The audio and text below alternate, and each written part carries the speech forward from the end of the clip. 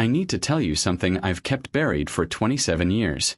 Not because I want to, but because I'm 55 now, and if I die with this secret, it dies with me. And maybe that's what should happen. But lately, I've been thinking that some truths are too heavy to carry alone, even if they're truths that shouldn't exist. My name is John Mercer, and in the winter of 1998, I discovered something living beneath my cabin. Something that knew my name. Before that winter, I was ordinary. I'd spent 30 years as a forest ranger in northern Maine, walking the same trails, watching the same mountains, breathing air so clean it hurt your lungs in January. I knew every creek, every ridge, every place where the pines grew so thick the sunlight barely touched the ground. I knew the land, or I thought I did.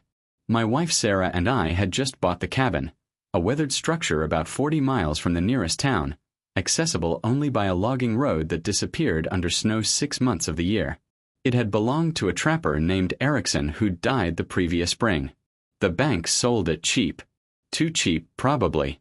But we were done with people, done with noise, done with the endless demands of a world that never stopped asking for more. The cabin sat in a small clearing surrounded by black spruce and tamarack. Behind it, the land rose into low mountains, and in front, a frozen creek wound through the trees like a scar. The structure itself was over 80 years old. Log construction, stone foundation, a metal roof that sang when the wind hit it right. The crawlspace beneath was maybe 3 feet high, filled with old traps, broken tools, and the smell of earth and decay. I'd only been down there once when we first arrived, just to check the foundation. Dark, cold, nothing remarkable. We moved in September. By November, the first serious snow had arrived, and we were sealed in. Just us, the forest, and the silence that people from cities can never truly understand. Sarah painted by the wood stove. I read, repaired things, cut firewood. We talked less than we used to, but it was comfortable. The kind of quiet that comes from knowing someone so long that words become optional. December came hard. Temperatures dropped to 20 below. The wind screamed through the trees every night, and the snow piled so high against the cabin walls that we had to dig out the door each morning. It was during one of those howling nights around 2 in the morning that I first heard it. My name. Faint. Muffled. Coming from somewhere below the floorboards. John. I sat up in bed, my heart hammering. Sarah slept beside me, her breathing steady and deep. I waited, listening. The wind rattled the windows. The wood stove ticked as it cooled. Nothing else. I lay back down, told myself it was the wind, the old cabin settling, my mind playing tricks in the dark. But I didn't sleep the rest of that night. 3 nights later, I heard it again. Clearer this time. John. Please. The voice was wrong. Not male or female. Not quite human, but not animal either. It had a desperate quality, like someone calling from the bottom of a well. I got out of bed, grabbed my flashlight, and stood in the middle of the main room, listening. The sound seemed to come from everywhere and nowhere. Sarah stirred but didn't wake. I should have investigated then. But fear is a strange thing. It can root you in place, make you rationalize the impossible, convince you that ignoring something will make it go away. So I went back to bed and said nothing. For 2 weeks, the voice came every few nights. Always my name. Always that same pleading tone. I started sleeping poorly, jumping at sounds, watching the floor as if it might open up beneath me. Sarah noticed. Asked if I was feeling all right. I lied, said I was fine, just adjusting to the isolation. She accepted that. She trusted me. The night I finally went down there, it was Christmas Eve. Sarah had gone to bed early, exhausted from baking all day. The cabin smelled like cinnamon and pine. I sat by the fire, drinking coffee that had gone cold, listening. Waiting. John. Cold. Please. The voice was directly beneath my chair. I don't remember making the decision. I just remember grabbing my flashlight, pulling on my coat, and going outside into the brutal cold. The snow came up past my knees. My breath froze in my beard.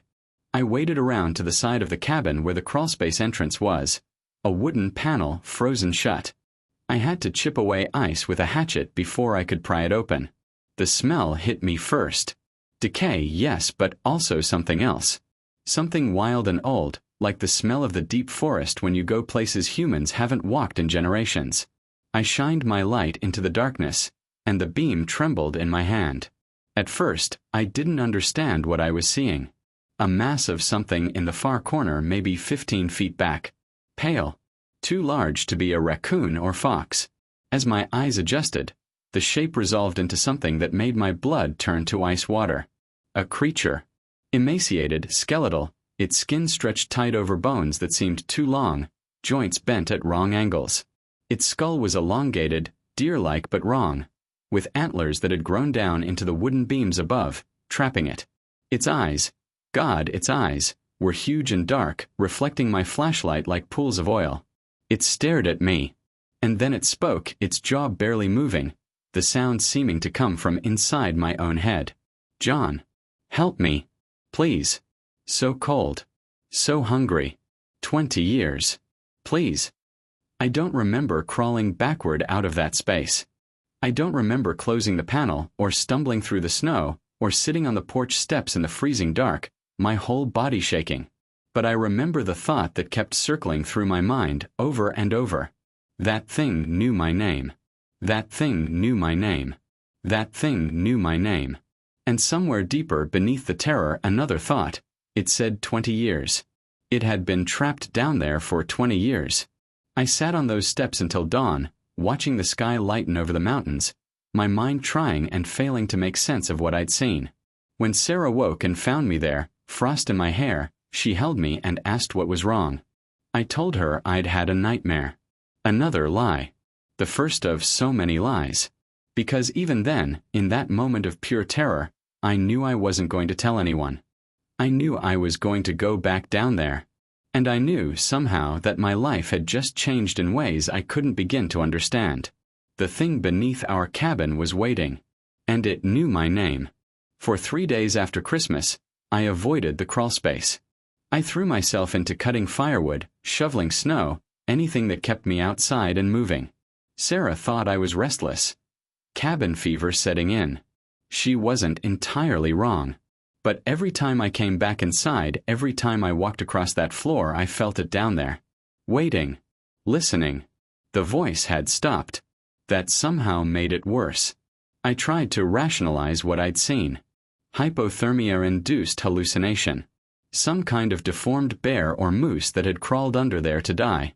My mind playing tricks in the dark. But I'd spent 3 decades in these forests. I knew every animal that lived here, every sound they made, every way they moved. What I'd seen wasn't any of them. On the 4th day, Sarah drove our truck into town for supplies. The logging road had been plowed, a rare gift that wouldn't last. She'd be gone at least 6 hours. As soon as she disappeared into the trees, I knew what I was going to do. I gathered what I thought I might need. Flashlight. Rope. A hunting knife, though what good that would do I couldn't imagine. I also grabbed a package of venison from the freezer. Even now, I'm not sure why. Some instinct deeper than thought. The crawlspace entrance fought me again, ice having reformed in the days since I'd opened it. When I finally pried it free, that same wild smell rolled out, stronger now. I got on my stomach and crawled in, the frozen earth scraping against my coat, my flashlight beam cutting through the darkness. It was in the same corner. Motionless. For a terrible moment I thought it might be dead, and I felt something I didn't expect. Disappointment. But then its eyes opened, those huge dark pools finding me in the shadows. We stared at each other. I don't know for how long. Minutes, maybe. My heart was hammering so hard I could feel it in my teeth. The creature didn't move. Just watched me with an intelligence that was unmistakable. This wasn't an animal. Whatever it was, there was something aware behind those eyes. Something that understood. "You're trapped," I finally said, my voice coming out as a whisper. Speaking to it felt insane, but everything about this was insane. The creature's jaw moved slightly. The voice came again, not from its mouth but from somewhere deeper. Antlers. Grew. Into wood. Cannot move. I shined my light upward. Its antlers had indeed grown into the support beams above. tangled in old wood and foundation stones. They weren't caught, they'd literally grown through the structure over time, binding it in place like roots through soil. How long would that take? Years. Decades. You said 20 years, I managed. You've been down here for 20 years? Erickson. The trapper. Set. Trap. Collapsed. Buried me. Could not die. Cannot die. Erickson. The previous owner. Dead for 9 months now. He'd known. He'd trapped this thing down here and left it. The realization made my stomach turn. Why haven't you? I couldn't finish the question. Starved to death, I meant. But I already knew the answer. It had said it. Cannot die. Hunger. Always hunger. But this body will not end. I looked at the package of venison in my hand. This was the moment I should have left. Should have sealed that entrance, sold the cabin, never looked back. Instead, I unwrapped the frozen meat and tossed it toward the creature. It fell about 6 feet short. The creature stared at it, then at me. I saw something in its expression. Not hope exactly, but a kind of desperate recognition. It tried to move, and I heard the awful sound of antlers grinding against wood. Saw its skeletal body strain against its prison. It couldn't reach. Before I could think about what I was doing, I crawled forward. Every instinct screamed at me to run, but I kept moving until I could push the meat close enough for it to reach. The creature's arm, if you could call it that, more like a skeletal branch wrapped in gray skin, extended. Its fingers, too many joints, too long, closed around the venison. It didn't eat the way an animal eats. It simply held the meat, and I watched as the frozen flesh seemed to wither, to drain, turning gray and desiccated in seconds. The creature shuddered, and some of the awful boniness seemed to soften slightly, like water returning to dried leather. Thank you.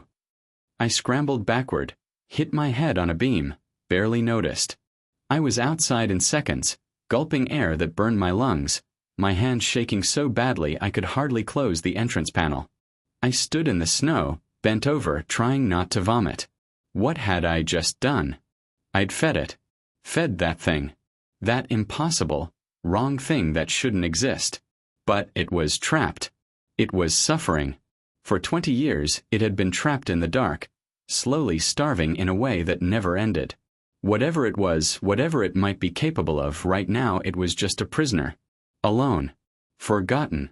When Sarah came home that afternoon, arms full of groceries, she found me sitting by the fire, staring at nothing. "You all right?" she asked, touching my shoulder. "Fine," I lied. "Just thinking." She kissed the top of my head and went to unpack. I listened to her move around the kitchen, humming quietly, so beautifully ordinary. I thought about telling her. But what would I say? And what would she do? Call someone? Who? And what would they do to the creature? That night, lying in bed beside my wife, I heard it again. "John. Thank you. Thank you."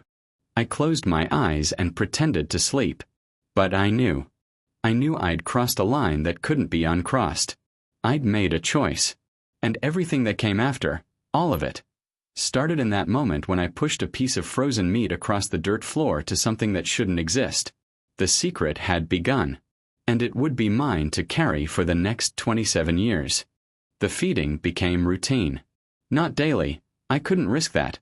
But every few days when Sarah was occupied or away, I'd take scraps down to the crawlspace. Venison mostly, sometimes chicken or pork.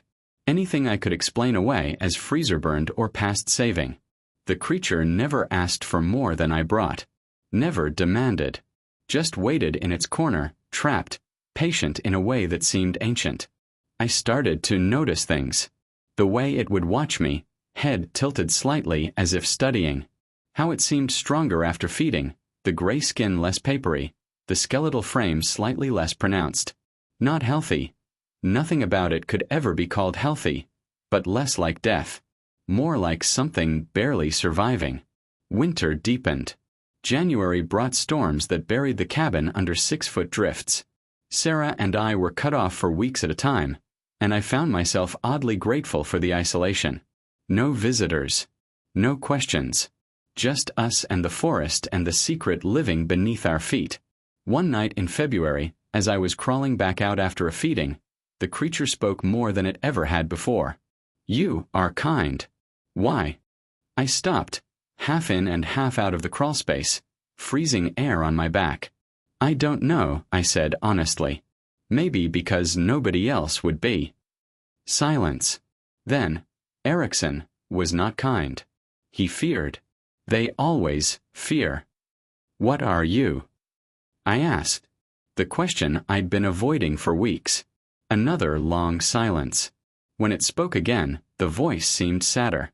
"I do not remember. Long ago I was something else. Now I am this. Hunger that cannot end. Body that cannot die. Alone. The legends call things like you Wendigo," I said quietly. "Names. Humans need names for things they fear. Yes, I am that. But also, I was someone. Once. Before the hunger. Before." It didn't finish. I wanted to ask more, but something stopped me. Maybe I wasn't ready for answers. Maybe it wasn't ready to give them. "Does it hurt?" I asked instead. "Being trapped like this." "Yes. Everything hurts. Hunger most of all. Never stops. But also, the loneliness. 20 years of darkness. Of nothing. Until you." I left without responding. But its words followed me up to the cabin, into my bed, into my dreams. 20 years alone in the dark. 20 years of suffering that Erickson had condemned it to. No judge, no jury, no mercy. Just buried it alive and forgot about it. As spring approached, something shifted. The creature began to talk more during my visits. Not much, its voice seemed to take great effort, but enough. It asked about the world above. About the forest. About Sarah, whose footsteps it could hear through the floor. I found myself talking back, telling it things. About the ranger work I used to do. About how the snow was melting. Small things. Human things. I didn't think of it as friendship. I still don't know what to call it. But there was something happening between us, some kind of bridge being built across the impossible distance between what I was and what it was. Sarah noticed the change in me. I was sleeping better, less jumpy, more present. She thought the winter isolation had finally settled in my bones in a good way. I let her think that. Every day I kept the secret felt like a small betrayal, but I told myself it was protection. What you don't know can't hurt you. What you don't know can't force you to make impossible choices. In April, the snow finally retreated, and the forest came alive. I could hear birds through the floor, and sometimes I wondered if the creature could hear them too, if it remembered what the world sounded like beyond its prison. One morning, I brought down a large piece of venison, more than usual. As it absorbed the meat, the process I'd watched dozens of times now, I finally asked the question that had been building in me. "If I could free you, would you hurt us?" Sarah and me. The creature looked at me for a long time. "No," it finally said. "You have shown kindness. I do not forget. But you're a Wendigo. The legends say. Legends are written by those who survive to tell them. I am hunger, yes. But I am also what remains of something that chose wrong. Long ago. I carry that. Always. What did you do?" I whispered. "I do not speak of it. Cannot. But I remember. And I am sorry. Always sorry." I thought about that conversation for days afterward. Whatever this creature was, whatever it had been, it carried regret. Genuine, soul-deep regret. That didn't excuse what it was, didn't change the hunger it admitted to. But it complicated things in ways I wasn't equipped to handle. May brought the first real warmth. Sarah started a garden. I repaired winter damage to the cabin. Life returned to something almost normal, except for the secret beneath our feet. Except for the slow, impossible bond forming between a man and a monster. Late one night, unable to sleep, I went down to the crawlspace without food. Just to check, I told myself. Make sure it was all right. When my flashlight found it in the corner, its eyes opened immediately. "Cannot sleep?" it asked. There was almost something like concern in its voice. "Too much thinking," I admitted. "Yes. I know, thinking. It is all I do. In the dark. 20 years of thinking." We stayed like that for an hour, me sitting at the entrance, it motionless in its corner. Not talking much. Just present. Together in the darkness beneath the cabin, a man and a creature that shouldn't exist, sharing the weight of a secret that grew heavier every day. When I finally crawled out, dawn was breaking over the mountains. I stood in the new light, listening to Sarah moving around inside, starting coffee. My life split cleanly in two. The one above, ordinary and safe, and the one below, impossible and deeply, profoundly lonely. I was keeping a monster alive. But somewhere along the way, without deciding to, I'd also become its only friend. And it, somehow, had become mine. Summer came fast that year. By June, the forest was thick with life. Mosquitoes, black flies, birds returning from the south. Sarah's garden flourished. She was happy in a way I hadn't seen in years, moving through her days with purpose, painting scenes of the mountains with a lightness in her hands. She thought the cabin had saved us, given us back something we'd lost in the noise of civilization. She was right, but not in the way she believed. The creature grew stronger with regular feeding. Not healthy. I'm not sure that was possible, but stable. The gray skin less translucent, the terrible boniness less pronounced. It spoke more easily now, though still with that halting, effortful quality. We'd fallen into a strange rhythm. 3 times a week, I'd bring food. We'd talk. Sometimes for minutes, sometimes for an hour or more. It told me things. About the forest as it had been 100 years ago, before the logging companies came through. About winters so cold the trees split like gunshots. About the way sound carried differently when the world was quieter. It had been alive, if alive was the right word, for a very long time. I asked once how it had become what it was. The Wendigo hesitated. That long silence I'd learned meant it was deciding whether to answer. "Choice," it finally said. "A winter. Very long ago. I was a man. With family. Starving. We were all starving. I made a choice. Terrible choice. To survive. It didn't elaborate. Didn't need to. The old legends were clear enough. Cannibalism. Desperation so complete that it broke something fundamental. The creature had been human once, had crossed a line that couldn't be uncrossed, and the punishment was eternal hunger and a body that couldn't die. How long ago? I asked. I do not remember years anymore. The trees were smaller. The river ran different. Before the white men came. Before everything changed. Hundreds of years. Trapped in hunger for hundreds of years. And then Erickson had trapped it beneath the cabin for 20 more.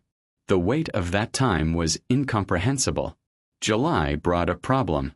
A couple from New Jersey bought the old Morrison place, about 5 miles east. Summer people. They'd seen our smoke, wanted to say hello to the neighbors. Sarah was delighted. I was terrified. They came on a Saturday afternoon, bringing wine and stories from the city. Dave and Linda Morrison. Friendly, loud, full of that aggressive cheerfulness city people bring to the woods. Sarah loved it. I smiled and nodded and counted the minutes until they left, praying the creature wouldn't make a sound. After they finally drove away, Sarah was glowing. Wasn't that nice? Real people.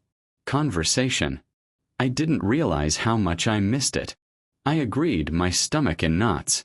That night, I went down to the crawlspace. People came, the creature said before I could speak. I heard. I was silent. Thank you, I said, surprised by my own relief. You are afraid that someone will find me. Yes. I understand. But John, you cannot hide forever. Someone will discover. Eventually. I know, I admitted. It was the first time I'd voiced what I'd been avoiding for months. I don't know what to do about that. Perhaps The creature paused, that long considering silence. Perhaps you should let them find me. The suggestion hit me like cold water. What? No. They'd kill you. Or worse. Worse than this. There was something almost like humor in its voice. I have been prisoner for so long. Maybe ending would be mercy. I don't believe that, I said. If you wanted to end, you'd have found a way by now. Perhaps. Or perhaps I am just coward. Too afraid even of ending. We sat in the darkness together, me wrestling with the impossible situation, it patient as always. I'm not going to let them find you, I finally said. Not if I can help it. Why? I am monster. You should fear me. Hate me. Maybe. But you're also the only one around here who tells me the truth. It was true. In the months of our strange companionship, the creature had never lied to me. Never pretended to be less dangerous than it was. Never hidden what it had been or what it was capable of. There was an honesty in it that I found increasingly rare above ground, where every interaction with Sarah involved careful omissions and tactical truths. August brought heat that made the crawlspace unbearable. I started feeding the creature earlier in the morning, before the day warmed up. One morning, Sarah came out while I was closing the entrance panel. "What are you doing?" she asked, coffee mug in hand. My heart stopped. "Checking for rot in the foundation," I said, the lie coming easily now. Too easily. Want to catch it before winter. She nodded, satisfied. Want breakfast? Yeah. Be right in. That night, lying in bed, Sarah curled against me. I stared at the ceiling and wondered what I'd become. When had lying to my wife become natural? When had keeping a secret from her become easier than sharing the truth? The creature was right. This couldn't last forever. Something would break eventually. September came, and with it another problem. A hunter. Not Dave Morrison. Someone else, someone I didn't know. I saw him from the window one morning, walking the tree line with a rifle, studying the ground. Looking for sign. I went out to meet him. He was maybe 30, with the confident air of someone who knew the woods. He introduced himself as Kyle Brennan, said he was tracking something unusual. Unusual how? I asked, keeping my voice casual. Big. Moving at night. Taking down deer but not eating them right. Just draining them. He looked at me directly. You seen anything strange around here? No, I said. Just the usual. Bears. Moose. Coyotes. He nodded slowly, but his eyes said he didn't quite believe me. Well, if you do see something, let me know. Something's out here. Something wrong. After he left, I went down to the crawlspace. There's a hunter, I told the creature. Looking for you. I know. I felt him. In the forest. Yesterday. Have you been leaving the crawlspace? I asked, alarm rising. No. But I am. Connected. To the forest. To the land. I feel things. Things that move in darkness. Things that hunger. There are others like you. No. Not like me. But darkness has many shapes. Many hungers. I feel them. Sometimes. Distant. The thought was terrifying. If there were other things out there, other impossible creatures, then maybe Brennan wasn't crazy. Maybe he'd been hunting things like this for a long time. He can't find you, I said. If he does, he will kill me. Or try. I know. But John, I cannot hide what I am. Eventually, the forest shows truth to those who look. That night, I barely slept. I thought about Brennan, about the Morrisons, about Sarah painting in the next room, blissfully unaware that we were living on top of something from nightmare and legend. I thought about the creature trapped below, patient and honest and dangerous. I thought about the choices I'd made, the lines I'd crossed. Somewhere in the darkest part of the night, I heard its voice drift up through the floor. John, thank you. For staying. For not leaving me alone again. I didn't answer. But I didn't need to. We both knew I was in too deep now. Whatever came next, we'd face it together. A man and a monster, bound by secrecy and something that might have been friendship if friendship could exist across the divide between human and horror. Brennan came back 3 more times over the next month. Each visit was casual on the surface. Just a neighbor checking in, sharing hunting stories, asking vague questions about the forest. But I saw the way his eyes moved, tracking, cataloging. He was a hunter in every sense of the word, and he knew something was here. Sarah invited him in for coffee once. I couldn't refuse without seeming strange, so I sat there, drinking coffee in my own kitchen, watching this man study my home, listening to the creature beneath us, hoping it would stay silent. It did. But I could feel its presence like pressure in my chest, like waiting for lightning to strike. After Brennan left that day, Sarah commented on how nice it was to have neighbors who cared. I nodded and said nothing. That night, I told the creature we needed to be more careful. I am always careful, it said. But careful has limits. The hunter feels me. In the forest. The way I feel him. We are both predators. We know each other. You're not hunting, I protested. No. But I am what I am. He smells it. In the air. In the way birds avoid this place. In the way deer move around us. The forest knows. He knows. October brought the first hard freeze. Sarah got sick. Nothing serious at first. Just a cold, we thought. But it lingered, got worse. By November, she was coughing so hard she'd wake herself up at night. I drove her into town, 40 miles on roads already getting dangerous, to see the doctor. Pneumonia. They wanted to keep her overnight. I stayed with her in that sterile hospital room, holding her hand, listening to machines beep, thinking about the cabin sitting empty. About the creature alone in the darkness below. Sarah made me promise to go home. Said there was no point both of us being miserable in the hospital. I drove back in the dark, the truck slipping on black ice, my mind split between my wife in that hospital bed and the thing waiting beneath our home. When I got back to the cabin, it was after midnight. I should have gone straight to bed. Instead, I found myself at the crawlspace entrance. Is she all right? The creature asked as soon as I crawled in. Your wife. I heard her coughing. 4 weeks. It sounds bad. I was surprised it had noticed. Surprised it cared. Pneumonia, I said. She's in the hospital. You are worried. Of course I'm worried. The words came out sharper than I intended. She's my wife. I love her. Yes. Love. I remember love. From before. It is painful to love, especially when you cannot protect them.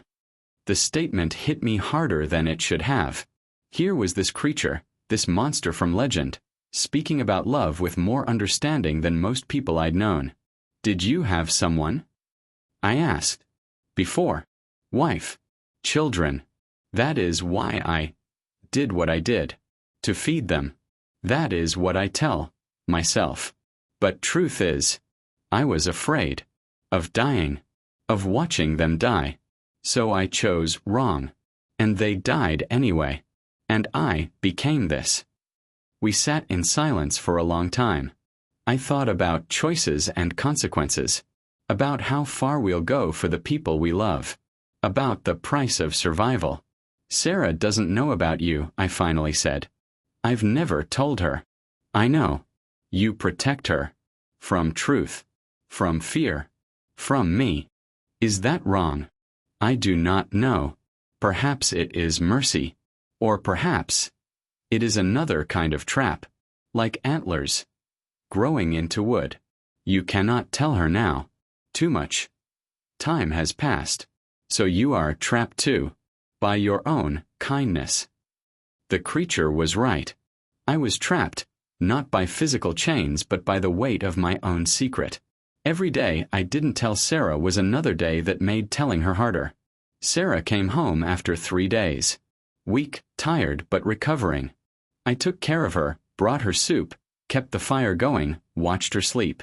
And every few days, I'd sneak down to feed the creature, maintaining 2 lives that couldn't intersect. December came. The anniversary of that first night when I'd heard my name called from below. 1 year. I'd been keeping this secret for 1 full year. On Christmas Eve, Sarah was strong enough to sit up, to eat solid food, to talk without coughing. She held my hand and said, "What would I do without you?" I smiled and said, "You'll never have to find out." But inside, I felt the lie like glass in my throat. Because she didn't know half of what I did. Didn't know the other life I maintained in the darkness below. That night, after she fell asleep, I went down to the crawlspace. I'd brought the creature something special. A piece of the ham we'd had for dinner, still warm. "Christmas," the creature said as it absorbed the meat. I remember Christmas. Fires. Singing. Children laughing. Long, long ago. "Do you regret it?" I asked. "What you became?" Every moment. Every breath. Every second of this endless hunger. Yes. I regret. But regret changes. Nothing. I am what I chose. And I will be this. Forever. Not forever, I said. Eventually someone will find a way to end you. Or free you. Or, John, listen. The antlers. They grow still. Slowly. Every year. Deeper into wood. Into stone. Eventually. They will grow through my skull. Into my brain. It will take many more years. But eventually, there will be end. The forest will finally keep me.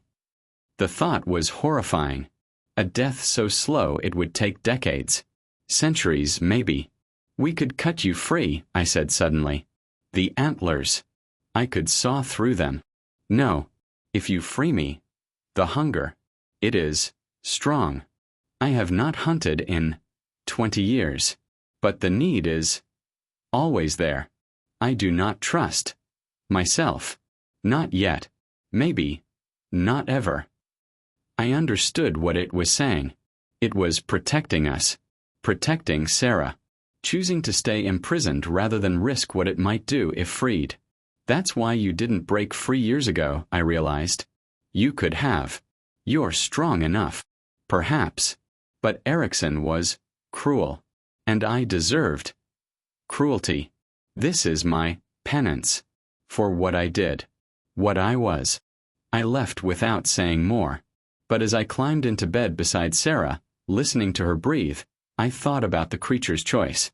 To stay trapped. To suffer. Rather than risk hurting the innocent.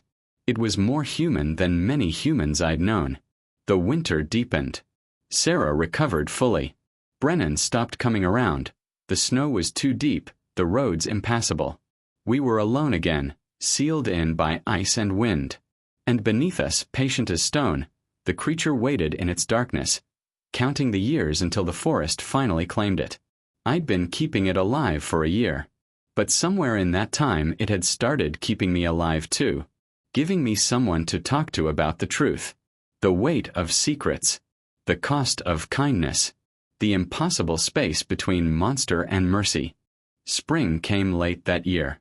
It was mid-April before the snow finally retreated enough to make the roads passable. Sarah emerged from the winter different. Quieter, more contemplative. The pneumonia had scared her more than she admitted. She started talking about the future, about what we'd do if one of us got seriously sick out here, 40 miles from help. "Maybe we should think about moving closer to town," she said one morning over coffee. "Just in case." The suggestion sent panic through me. "We just got here," I said, trying to keep my voice level. "Give it more time." She nodded, but I could see the thought wasn't going away. It would come up again. And eventually, I'd run out of arguments. In May, the Morrisons returned. They'd spent the winter in New Jersey and come back full of plans. They were going to build a proper driveway, maybe add a garage, really make the place livable. They invited us over for dinner, and Sarah accepted before I could think of an excuse. We went on a Saturday evening. Their cabin was smaller than ours, but they'd fixed it up nicely. Modern appliances, solar panels, a satellite internet connection. Dave spent an hour showing me his setup, talking about bringing civilization to the wilderness. I smiled and nodded and thought about the creature beneath our cabin, older than civilization, trapped in the dark while humans played at wilderness living. You ever see anything weird out here? Dave asked at one point, his voice casual but his eyes sharp. Kyle Brennan, you met him, right? He says there's something wrong in these woods. Wrong how? I asked. He won't say exactly. Just that something's off. Something's hunting. Linda laughed. Kyle's been reading too many cryptid blogs. Next he'll be telling us about Bigfoot. Dave laughed too, but I noticed he didn't disagree. He'd felt something. They all had. The forest was different around our cabin. Wrong, like Dave said. Because they were right. Something was there, something that changed the air and made animals nervous and set off instincts buried deep in the human brain. We left after dinner. Sarah was happy, energized by the social interaction. I was exhausted from maintaining the performance. That night, I told the creature about the dinner. About how people were noticing. About how the secret was getting harder to keep. Then stop, it said simply. Tell them. About me. End this. I can't. Why not? Because they'd kill you. Or take you somewhere. Lock you up. Study you. And that would be worse than this? Yes, I said firmly. It would. Why do you care? The creature's voice held genuine curiosity. I am monster. You should want me gone. I didn't have a good answer. Or maybe I did, but I couldn't articulate it. This thing had become part of my life. Our strange conversations had become something I depended on. It was the only one who knew the truth about anything. Summer brought more problems. Sarah's sister called, said their mother was sick, wanted Sarah to come visit. Sarah wanted me to come too, but I made excuses about maintaining the cabin, about projects I needed to finish. The truth was I couldn't leave the creature alone for 2 weeks. Who would feed it? Sarah went by herself. I drove her to the airport, watched her plane disappear into the clouds, felt the relief and guilt in equal measure. I had 2 weeks. 2 weeks without lying, without hiding, without maintaining the careful balance. I spent those 2 weeks differently. I fed the creature daily. We talked for hours. It told me about the old forest, about winters before the logging companies, about the way the land had been when it was still wild and whole. I told it about my life, about the years as a ranger, about Sarah, about the compromises we make to keep living. You love her, the creature observed one night. Of course. But you lie to her. Every day. About me. To protect her. From me. Or from truth. Both maybe. That is sad. That love requires lies. That protection requires distance. What else can I do? Tell her there's a Wendigo living under our cabin? That I've been feeding it for 2 years? Yes. Perhaps. At least then, she would know you. Truly know you. The conversation haunted me. Because it was right. Sarah knew me, but she didn't know this. This huge, impossible part of my life that I'd walled off from her. Who was I really? The man she thought she'd married, or the man who kept secrets in the dark? When Sarah came back, I picked her up at the airport. She looked tired. Her mother wasn't doing well. Cancer. Stage 4. Maybe a year left, maybe less. I should go back in a few months, she said in the truck. Spend more time with her. While I can. Of course, I said. Whatever you need. That night, lying in bed, she turned to me. John, do you ever think about death? About what comes after? Sometimes, I admitted. I think about it more now. Since the pneumonia. Since Mom. We don't have forever, you know. None of us do. I thought about the creature below us. Trapped in a forever that wouldn't end. Unable to die, unable to live. Forever was its own kind of hell. No, I agreed. We don't. She fell asleep against me. I stared at the ceiling and thought about time. About how much of it we have, how we choose to spend it. I'd spent 2 years of my life keeping a secret. 2 years split between 2 worlds. How many more years would I have? How many more years would Sarah have? And how many of those years would I waste living divided? The next morning, I almost told her. Almost. I got as far as, "Sarah, there's something I need to tell you," before fear stopped me. What if she left? What if she couldn't handle it? What if telling her meant losing her? "What is it?" she asked, looking up from her coffee. "I love you," I said instead. Another truth that served as a lie. "I love you too," she said, smiling. And I saw in her eyes that she trusted me completely. That trust felt like a weight around my neck. July brought a heat wave. Temperatures in the 90s. Humidity that made the air feel solid. The crawlspace was unbearable. I started feeding the creature at night, after the day cooled down. One night as I was leaving, it said something that stopped me cold. "John, I need to tell you. The antlers. They are growing faster now. The wood is old. Rotting. Eventually, it will collapse. The beams. And I will be free." When? I do not know. Months. Maybe a year. But it will happen. And when it does, I will have to leave. Go deep into forest. Where humans do not go. Or you could stay, I heard myself say. We could figure something out. No, I cannot stay near people. Near her. The hunger is always there. I control it now. But free.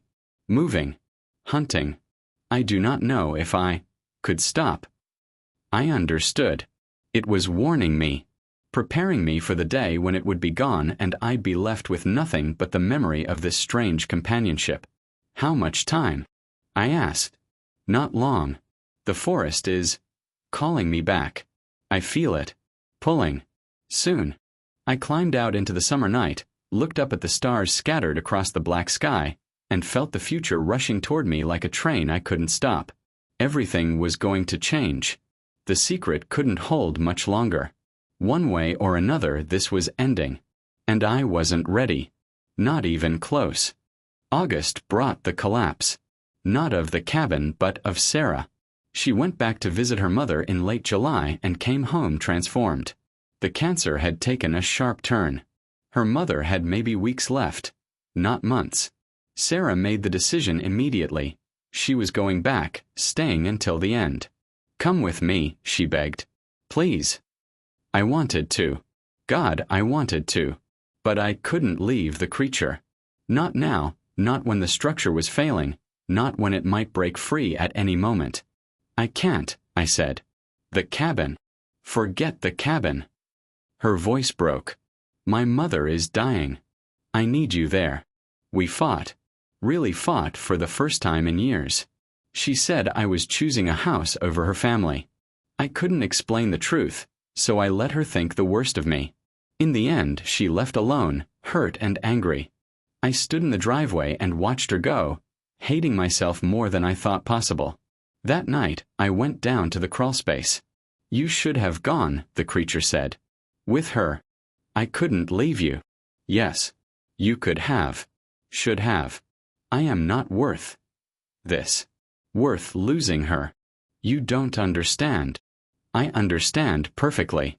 You hide behind me. Behind this secret. Because it is easier than facing truth. Than living with her. Really living. The words hit like physical blows. Because they were true. Somewhere along the way, the secret had become comfortable. The division had become easier than wholeness. I'd chosen the darkness below over the light above because down here, I didn't have to be fully human. Fully vulnerable. "I don't know how to tell her," I admitted. "Not now. Not after 2 years of lies. Then you have already lost her. Lost yourself too." I left without responding. For 3 days, I barely ate, barely slept. Sarah called once, said her mother had taken a turn. Said she didn't know when she'd be back. Said she loved me, but it sounded like a question. On the 4th day, I heard it. A crack. Deep and wooden. I was in the kitchen when it happened. Felt it through the floor. Ran outside, threw open the crawlspace entrance. The beam had split. The one the antlers had grown through. It hung at an angle now, and in the beam of my flashlight, I could see the creature had moved. Not much, maybe a foot or two, but it was the first time in 21 years that it had been able to shift position. "It is time," it said. "Soon. Maybe days." "What will you do? Where will you go?" "Deep. Into places where roads do not reach. Where humans forgot to look. There are places still. Not many. But some." "I'll miss you," I said, and realized I meant it. This impossible thing had become my closest friend. More honest with me than anyone, including my wife. "And I will miss you. You showed kindness. When you did not have to. When you should not have. That is rare. In any creature. Human or otherwise." Over the next week, more beams cracked. The whole structure was failing faster than I expected. I reinforced what I could from above, but I knew it was temporary. The creature was getting out. Soon. Sarah called. Her mother had died. The funeral was in 3 days. Could I come? I looked at the floor. Heard a faint groan as another beam settled. "I'll be there," I said. "Really?" "Yes. I promise. I'm so sorry, Sarah. For everything." I hung up and went to the crawlspace. The creature was in a different position now. Its head angled differently. Some of the antlers had broken free. "I am going away," I told it. "For a week. Maybe more. My wife needs me." "Good. You should be with her. This is more important than me. Than any of this. When I get back, will you be gone?" "Yes. Almost certainly. The structure will not last. But John, thank you. For these years. For seeing me as more than monster."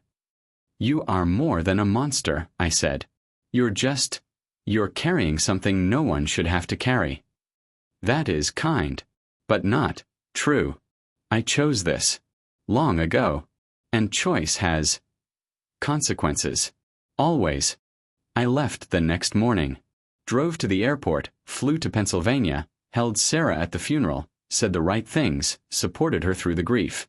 She clung to me like I was the only solid thing in a dissolving world. And I held her and thought about the creature breaking free, vanishing into the forest, taking my secret with it. We stayed a week. Helped clean out her mother's house. Dealt with lawyers and paperwork and the 1,000 details of death. Sarah cried. I held her. We really talked for the first time in months. About life, about time, about what mattered. "I want to go home," she said finally. "Back to the cabin. Start fresh." "Okay," I said. "Yeah. Let's do that." We flew back to Maine. Drove the logging road in silence, both exhausted. When we pulled up to the cabin, everything looked normal. Peaceful. The forest quiet around us. I knew before I opened the crawlspace entrance. Knew what I'd find. The beams had collapsed completely, leaving a gap in the foundation. The creature was gone. No sign of it except for a few broken pieces of antler caught in the wreckage. I stood there for a long time, looking at the empty space. Felt relief and loss in equal measure. It was over. The secret was gone. I could go back to being just John. Just Sarah's husband. Just an ordinary man in an ordinary cabin. Except I wasn't ordinary anymore. Would never be again. That night, Sarah and I sat by the fire. She was quiet, processing her mother's death. I was quiet, processing everything else. "John," she said finally, "what's been going on with you? Really? You've been different. 4 years now." This was the moment. The chance to tell her. To share the truth. To bridge the gap that had grown between us. I opened my mouth. And I lied. "Just age," I said. "Getting older. Thinking about things." She nodded, accepted it. But I saw something in her eyes. Disappointment, maybe. Or resignation. She knew I was holding back. She just didn't know what. We went to bed. I lay awake, listening to the forest, wondering if the creature was out there somewhere. wondering if it would survive, if it would find peace, if the forest would eventually claim it as it wanted.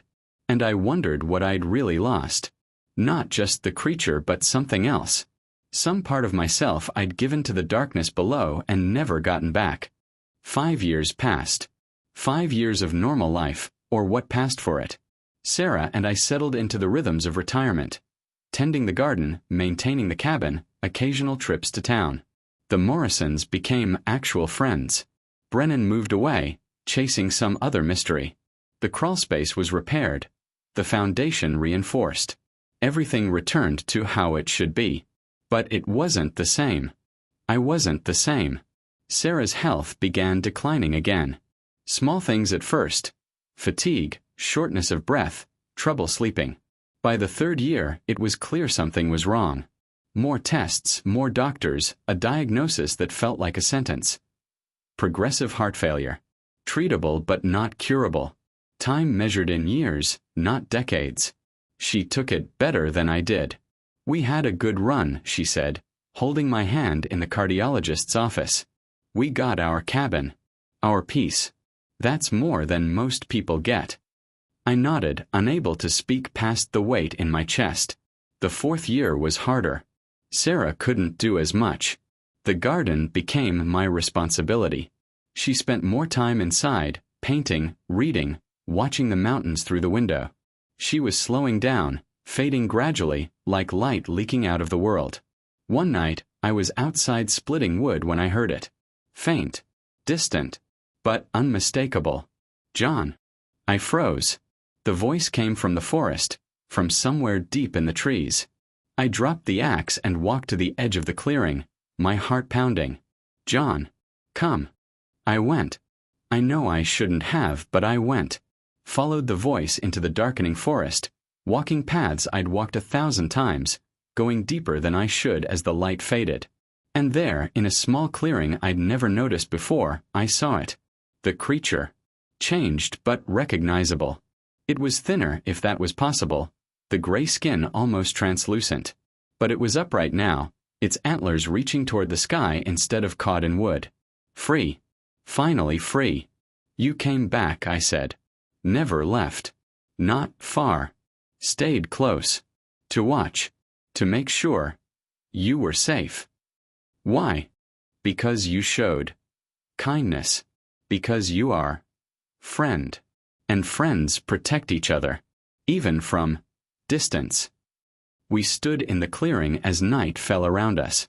It told me it had been living deep in the forest, avoiding humans, feeding on animals. The hunger was still there, always would be, but it was managing. Learning control again after so long imprisoned. Sarah is dying, I said suddenly. Her heart. The doctors say maybe a year. I know. I have watched. I am sorry. Death is hard, even when it is natural. I should have told her, I said. About you. About everything. I should have been honest. Perhaps. But perhaps, some secrets are kept out of love. To protect. That is not always wrong. Isn't it? I do not know. I know only that love is complicated. And mercy takes many forms. You showed mercy to me. To her. Different mercy. But both from same heart. We talked until the stars came out. It told me about the forest, about the slow return to patterns it remembered from before. I told it about Sarah, about the time we had left, about my regrets. It was like the old days, the two of us in darkness, sharing truths we couldn't share with anyone else. I am dying too, it said eventually. Slowly. Finally. The body is failing. Giving up. Maybe 20 more years. Maybe 30. But I will end. Eventually. Are you afraid? No. I have been afraid. For so long. Of ending. Of consequences. Of punishment. But now. I am just tired. Ready. When it comes. I will welcome it. I visited the creature 3 more times over that year. Secret trips into the forest, while Sarah slept or painted. Our conversations grew shorter as both our energies waned. It was fading as surely as Sarah was, both of them moving toward inevitable endings. Sarah died on a Tuesday in October, quietly, in her sleep, with me beside her. One moment she was breathing, and the next she wasn't. The transition so subtle I almost missed it. I held her for an hour afterward, in the silence of the cabin, feeling the weight of her absence like gravity had doubled. The funeral was small. The Morrisons came. A few people from town. Sarah's sister. We buried her in the local cemetery, not too far from her mother. I stood at the graveside and realized I was alone now. Truly alone. Everyone I'd been close to was gone except the creature. I went to find it 3 days after the funeral. It wasn't in the usual clearing. I searched for hours, calling its name, though I realized I'd never actually asked if it had a name. Finally found it deeper in the forest, in a place where the trees grew so thick the sun barely penetrated. It was lying down. The gray skin almost white now, the skeletal frame even more pronounced. It was dying. Not in 20 years. Soon. Maybe days. She passed, I said. Sarah. She's gone. I know. I felt it. The forest whispered. I am sorry. Me too. I sat beside it, this impossible creature that had defined so much of my life. What do we do now? You live. You remember. You carry the story of her, of this, of everything. And you. I end. Finally. The forest is taking me back, as it should, as I have wanted, for so long. We sat together as the light faded. 2 old creatures, both near the end, both carrying weights too heavy to fully share. It told me one last story, about the human it had been before the hunger. A trapper, a father, a man who'd loved his family so much he'd destroyed himself trying to save them. And failed. And paid for centuries. Do you forgive yourself? I asked. No. But I understand. Myself. And that is enough. I stayed until it stopped breathing. Watched as the gray skin seemed to sink into the ground, as the bones appeared to root themselves in earth. The forest was claiming it, just as it had promised. Taking it back. Ending the punishment. Granting mercy. I walked home in the dark, feeling lighter somehow. The secret was truly over now. Both Sarah and the creature gone, taking their pieces of my story with them. I'm 55 years old. I live alone in a cabin in the Maine woods, 40 miles from anywhere. Most days, I tend the garden Sarah started, repair things that break, walk the forest paths. People think I'm eccentric but harmless. A widower who likes his solitude. They don't know the truth. Don't know about the creature I kept alive for years, or the friendship that formed in darkness, or the moral questions I still don't have answers for. They don't know that kindness and courage sometimes look like keeping secrets. That mercy sometimes means lying to the people you love. I'm telling this story now because I'm dying too. Cancer. Stage 4. The doctors say 6 months, maybe a year. And I find I don't want to take this secret all the way to my grave. Someone should know. Someone should understand that monsters and humans aren't as different as we like to think. That suffering exists in many forms. That compassion doesn't always look like we expect. The creature saved me in its way. Gave me someone to be honest with when I couldn't be honest with anyone else. Taught me things about choice, consequence, regret. About the weight we carry and the mercy we deserve. Sometimes, late at night, I walk to the clearing where it died. The place where the bones went into the earth. And I swear I can still feel it there, part of the forest now, finally at peace. I don't know if what I did was right. Keeping it alive. Lying to Sarah. Protecting a monster. But I know it was human. The most human thing I could do. Show kindness to something the world had forgotten. Offer mercy to something beyond mercy. In the end, we're all just creatures trying to survive our choices. Trying to find peace with what we've done and what we've become. The creature found its peace. Sarah found hers. And soon I'll find mine. But first I had to tell this story. Had to break the silence. had to confess the biggest secret of my life to whoever might listen. There was a Wendigo trapped beneath my cabin. It knew my name. And for 27 years, it was my closest friend. That's the truth. The whole truth. And now, finally, I can rest.